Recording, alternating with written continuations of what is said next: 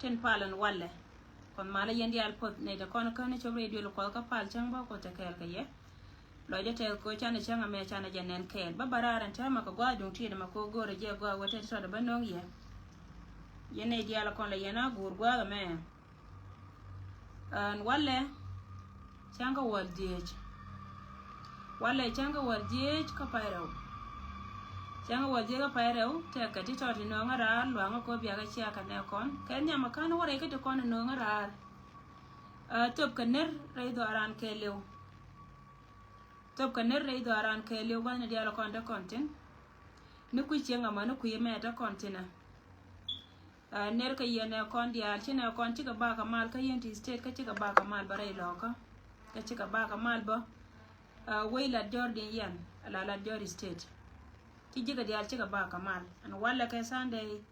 ba dia la kon te ka machakali ti jiga dia ti ka ba ka mal an ba barar gwala me karo ina na be ka ngarar appreciation makam kanetin kon ti lat ka kuina ni dia tin kon ti lat ka lada kan tayo community kel mi kilo ne no kon chates kala na na chalat ka kui ka mi chia ka wona ba ka balar wo jente kon de chi alat kan chi ka chop wa da da ne chi ka directing wa ne ki anda raw diar ka ben bari to mamma na na cha alat ne tin kon ja ke deal kon ba balar ka lo nga ko bia bana na me bana je chia kon ne tin kon ta ka won la nya wale yom lat ne tun wani kan ka pala community me nana ba appreciation waka je sie belates ka lo ayen bana laden wala ba waka je a community gwal baidol community gwal dol edol community ka US edol community ka Australia kinai do konin chal ka general ko ne te pin tikan jawa me cha nguna kana go babalar ne do konin chal ka community gwal dol ka men cha la da kan ka kui ka mi chia ka wona ba to ka dola ta ka US en go yen dola ta ka US man gwal dol ten konen cha te dien cha la korgan ken me da ne chi duna ter je to man ti ka man cha ro de rol kel ka nye ken ala go jen point ken jel ka kor cha chang nye ken ka man kon la je ka kun cha chang ken cha tal ka cha la wi dor me chi dia me che dit ka na ser ka gwa de da ne ta na ter te kor ka kuma South Sudan jen charo dien pom kel ka nyeken ka kui gante konde tere kur mano go jen men china me che benen wale chikane nyoka malat ke jaken diseme lalat ke ken medan ka gana ser cha nyoka let ka ga loka ajena no kule ben ka ngara no lar ka je lar ka shukren anai do konen cha na me cha lar ka shukren mane titin konne ta kel ka nyaka ilech ka US la nyeken dial yen nyiri dial tin kone chiala da ngai yen chiala gwanu kundang gwanu da rawu kone chi nyin kon chi ko tin chi ko kon chi ga chopa cha ta lo cha lar kareo ata lo cha lar ne tin kone tare duel waldi ta ka bor ka cha ta lo cha lar guru kon chi gan moro kone ta wankur bunu go mena na chiala la ka ku yen community gwal dolan tare doar ka United States chialan mo gana jen chialat ka kwakto kono chiadol ti chiadol ka chiodol community chiga chopa ti dies kon lo dien te cha ko lo wene ti dide lara go kon ti dine min chiano akane ti dine min chiano ke dine wo yen pain kon chiati mo go community lo ka telis min chiala da wa cha ba paru e guru kon ka ke no kon me lana ya gwala me na ka panga ka na ka na ser ka na wala dai loka akana ba lariye yene do kon chal ka nuer community ci community gwal do na ci ngai gore loka ti jike tikalis akani ci dur mi ci adur yen gatin kono ko ne kala gan ka ci dur mi ci ne dur kon goro kon lu ne ka ci mi chal ka nuer community ka kuy ka mi ci ka wona wa mete ka gad mi ci wang da ci riet ko ci dini mi ci no yen telephone na ci akan ka ci ane ti ka je ngai na ya gwa won dorte ka jika cha ta lo me cha lar man gandon ti tare dor mi chal ke US kan nyeken ke e guru kun nei do kon bos ka jon luk ba ya kan wur mi chal ke James wotong lie ka wur mi chal ke James Marial Galo ci lo dien cha ta da lon ka cha lar go gon ba bararan jaw dien ba lar dol community la na ci alat go ci yena char ka ci ngai go lo wota ka lis akani chialan me dir chialan ai kana bu ko ba men chialan be chola ko ko wayen chianga yo go won community me community dun akani men chialat tidino wajen chia dor chia no lakini yo go chia ne gor akel mo go na mo shukran mo go ka community go aldol ka nyiritin kona ta ka US nyiritin man te jel kel ka nyekien wayen ti loy dun loy ganaro kon ci ka teda long min chialat go da mo che chop ko gwade ti community lo ka ke lo ti loy de cha tes ka dol community kaman ka te kona ta ka US ka nyekien ke akon mala ye chule men chialat Rayama we ka US ka janjo na cha kweno gwana kon ka kuita ka lo an cha ngunu ken ti kana lara go ti loy da cha tes ka kane akane nuore chi chan cha lara ken go ba lar ye go nuore chi chan keno kon metene dor ti lo ko mai ni te kam ne ke dung do gore i dor tene tin ka tante ne kel ko gad ko ka ter ne koro ma ka woje ne be gad ko be kala free akane rianga ke ci dina ma kam kanara lakin gone no bran ba chonge oda bum ka bela ro me le ne changi so rai ma jana no we ka manda kon chal ka man gandol kan nyekien ka latet ka lo ai en cha la da ken ba ka nya ko kwen ba wa kan dol community the same dol community re do arka Australia ci lo dian cha ta da long cha la ra kan go kan ga da ti cha ngada na ci liya cha bere lo ka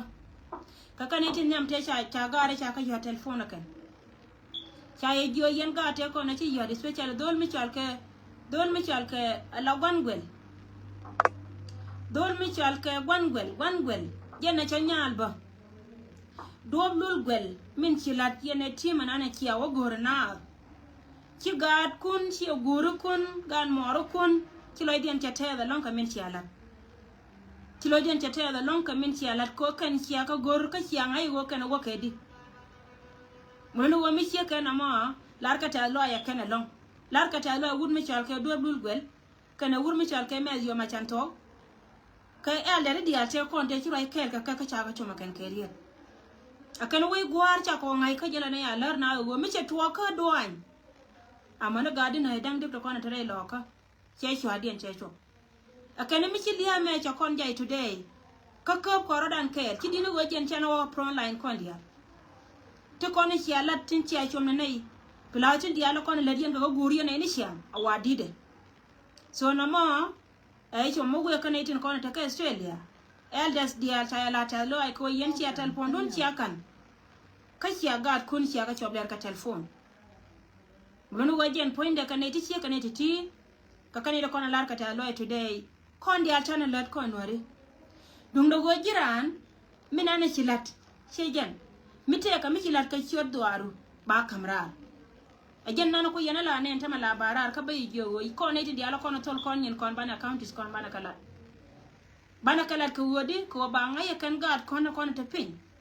gori nan ta tinta kon dia chunga kel ka misye kan na mo jena na cha ne na tama kan dies kon ne ti kan ne ko ne ci chobu nyam dia ka ci loy dia ta lo ka ci dine men cha na ngaken ci dine men cha na ngaken dine go cha ngaya kan lo wuci giliu win mo na me ko nuore te ka mela te ka kon me cha ne jena lo go kon daran mela ko na bore te ka dan ci la jogu bi chobu do are bi jogor piu no la nuoran ko ne jo male mi che male du che ko la gamtina ra mo ci wo ka jama a che male du che gamtina amal mo go bi nuoru ba ko le nyor makana male du kana gamtila no la de jape ala nuor te ka rai mi ci nuor ci lor ka wang mo go biya yin ta kelen ra mo a jendi sem ka men cha la ta me a community dol be gadol di alten ko ne chal ka community gol dol chikan mo go cha la da ken jeri zo nana ko la lat en ne kon ka baba lar ye yen wore ko kien en go jen jen ta na no gor kon dia la ka jen ta dana no ma ko nore so jo mi cheke wono a jenana be ka ngarar en go jen poinde la da mo chala ta ya porsie de dies kun ka ci elders tin ko ne ci roy kel ka gadien tin cha ko ne a gwangwel chanya ngon chanya komanda wura dane don me jen cha dies ka community gal dol ka jen ba cha ku en rei loka an che nyos gwangwel che nyo today go jen cha dap ka gad ka nya loka an ci biru e gwangwel mele de ka wei kon law dia cha jine na ala community loka community lat ba ja appreciate ka social media ka biya ngai go woro loka menan go bidon shogo chen je na gatin cha la community du mere ude ko chi kwentin nyama nana chi kwen chi nyona jojo go jin chi nyan nanga community ma ko kini ni kai dun shi amore chi ko gor by all mean la yod ni siam ka kadu gori je go bi ngai go te na di ajan ta de na ma wurwei wer ka wanyam janta de na ma gwan gwel wer ka wanyam chi la da te da long te ne tu wana ko ga ji kan kan ba gor wa ba jingai yene gur mi shal ke me yo ma chanto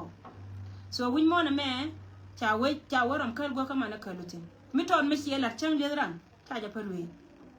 mi dun tin mi sie la chang de ran ta ja parwe kan ta to ka ken ko na la ja karan ko bite ka ma go ti la ko na ti wi mon se lo go ma je po tin jira a je no ko la wa ya kan dia ko na la ka je ngara lo ko ke de la kenyen community akai ala community je na po ji mo no go jin mi ti la ka community cherwe kana mo jen point la dede kala ja je ko jin bite ka wol yira mo moy ma go a wajen kama go alenya wol hira rai ko dana ka kama go achira na beje ba ambiye je ga chien wan gwel kilo da ta da long kon community lo ka kilo da ta da long community lat kon mala ta kel ga jicho nyede kon mala ta kel ga ji ba je gor ne dia tunwan ko wo chen ga da ne chien ai wo je ne liu ne ta ta chi shon kel ga ka a jin gad gol dwan ka jin cha nyal cham to thank you so much tika kana kona bala da tama ka kwine da kona cha appreciation yan cha jangun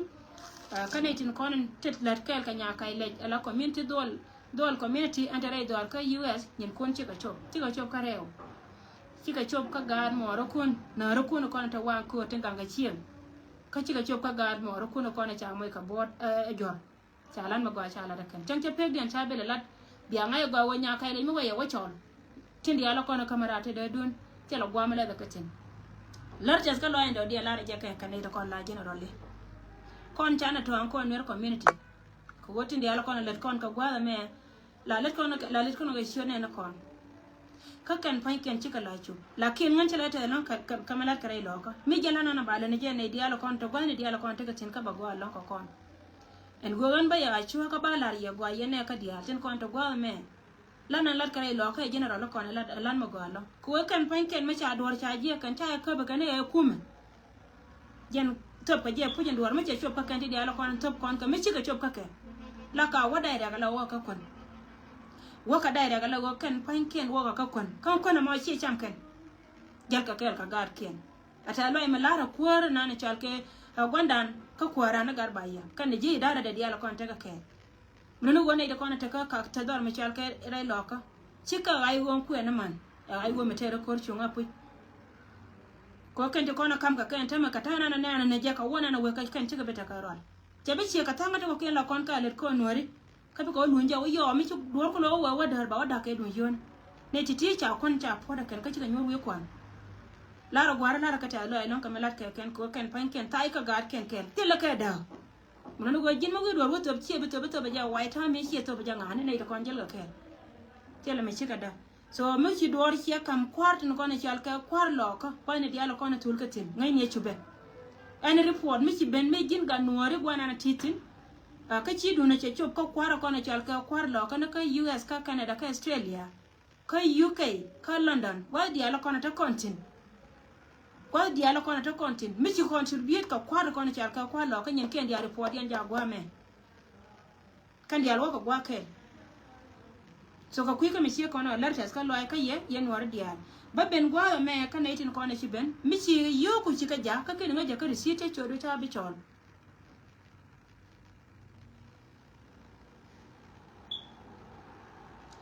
ya shi mai kale wajen ka na nga da ka nga yaro da gwa lo nga yaro da okay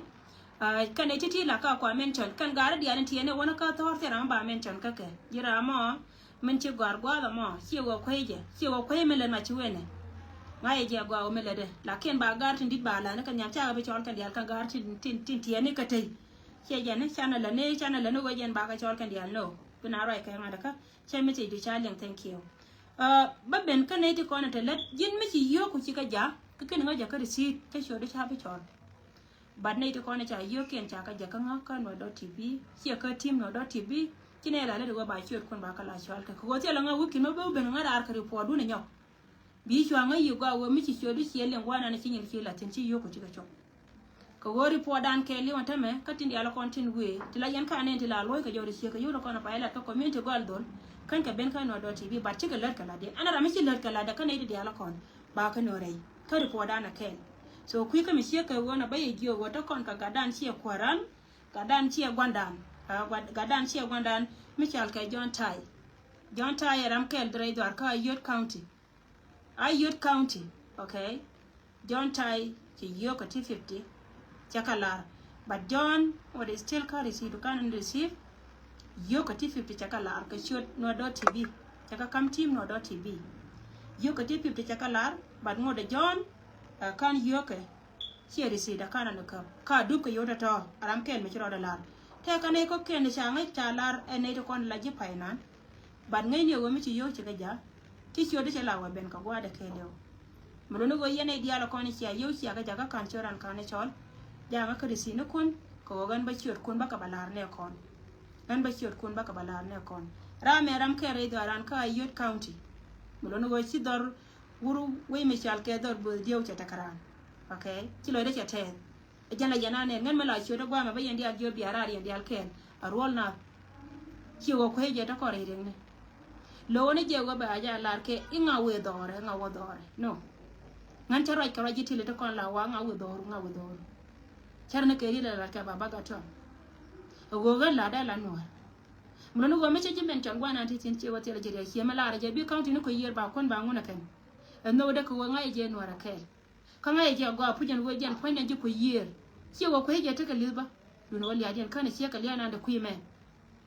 kuime chi ko me che go re dien ni mi la wana na ka chan ke lon ka je ka lani ji to duel so kon dia lanne che jen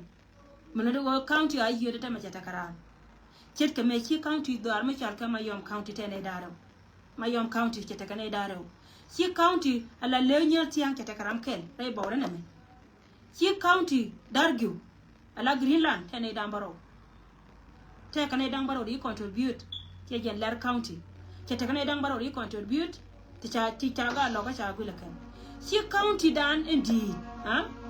ala county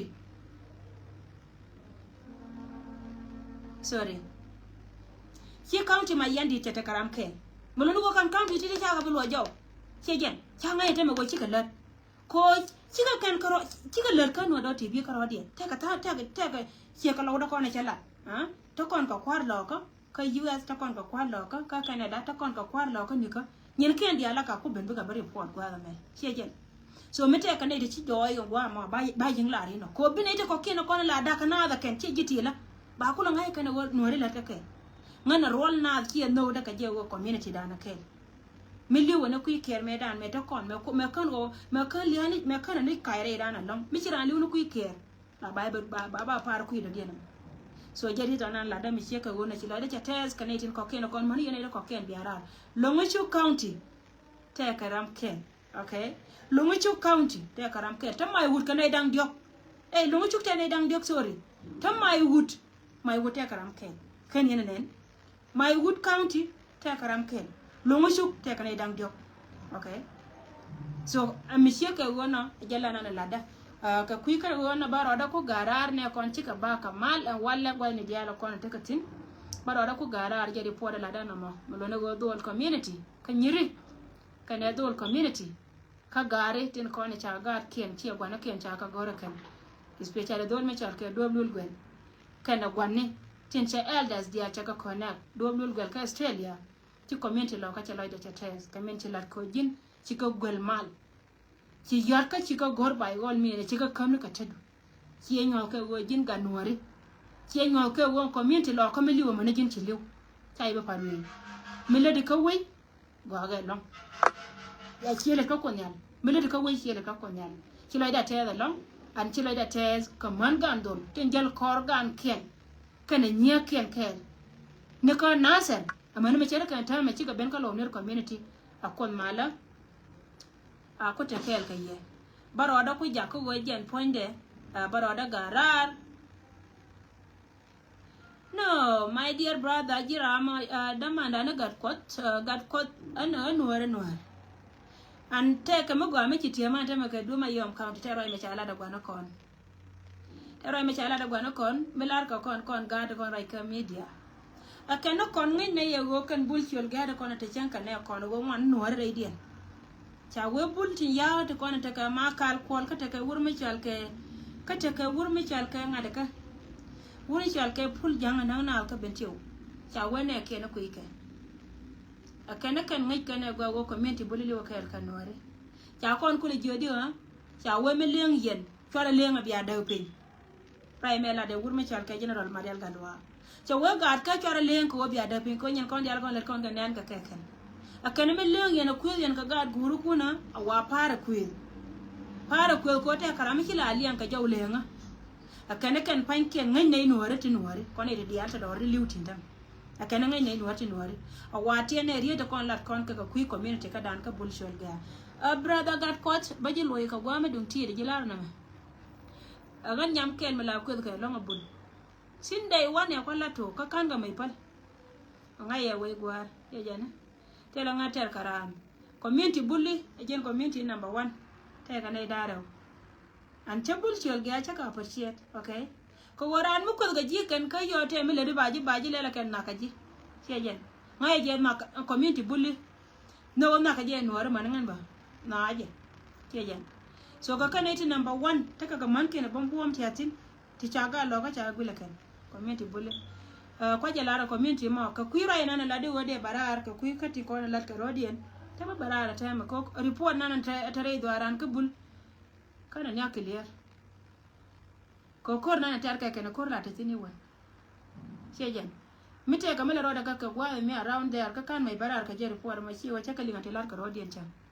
but kalima nan la aliyan ka kan yin ken ko la ta tini wa ka jira na ken bulo go je na taro michina wara inatin nyul kono ka wur michal ke regbiem tabano ko regbiem to mele da ka gad bulu ne ne ko no rejeno ko la be ka loida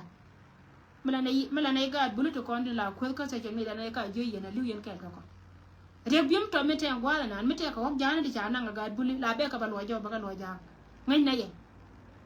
ka regbiem to mete ngwana nan mete ka kwa jana di jati te ka nyin bulu ya nan la liwu gad bulu ni sia so mi ke wona jena ne nga chebro itina tame mila roda gwa ma ko jen kana na captain kana ne pen ka minana la dunan ko onwar dia mina onwar dia a chante mo gwa malat keken chebro itina tame ko jen cha jo goro go be joy ka public ko mo ga joy ka public bil yara lonke so ko rai mi ke wona jin broda gad ko jen la dina ma wo mo kan barar ka jama tela nga da ka ne titi ene nwar tela nga da ka jen okay tela nga da ka nwari ka kan chaga cha ko panare jeng me cha to ci ga barar en bulshol ga bar ci ga ci we mo ko moga me chal ke moga tut ka ko rade tut ka ngi do ne chala je moga wo jide me nan te ko bulu dian tip chejen I'm sorry to say this chi mok la logo dian chi